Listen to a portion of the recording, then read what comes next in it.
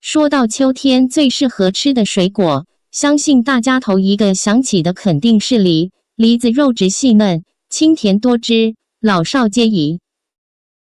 吃梨的好处有很多，一个梨里面85%的全是水分，还含有丰富的维生素和钙、磷、铁、碘等微量元素等，因此梨子还被称为天然矿泉水。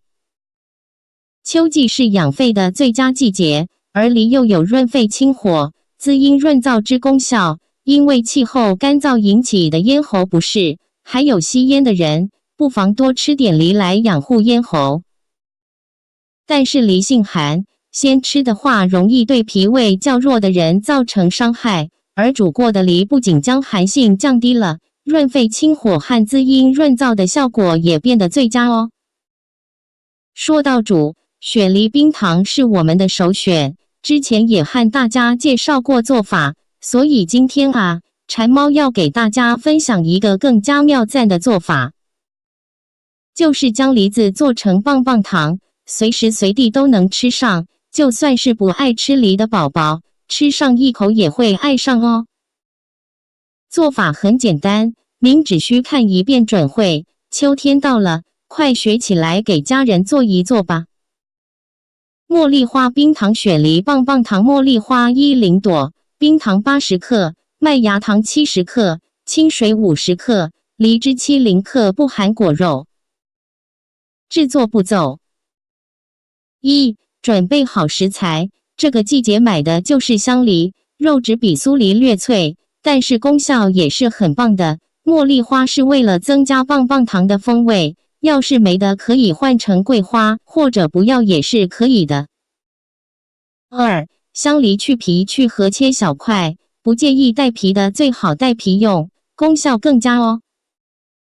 三、将香梨块放入原汁机内，启动正转键，全部榨出果汁后，取70克出来。注意了，这里要用的是果汁，如果是用料理机打滴，记得要过滤一遍才能用。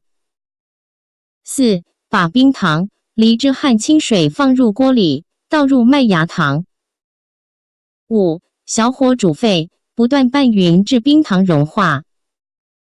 六、加入茉莉花，小火慢煮，用温度计测量，煮到130度即可熄火。这里值得注意的是，锅里不要太大，也不要太小，太大容易糊，太小会溢锅，一体量大约占锅的1/4为好。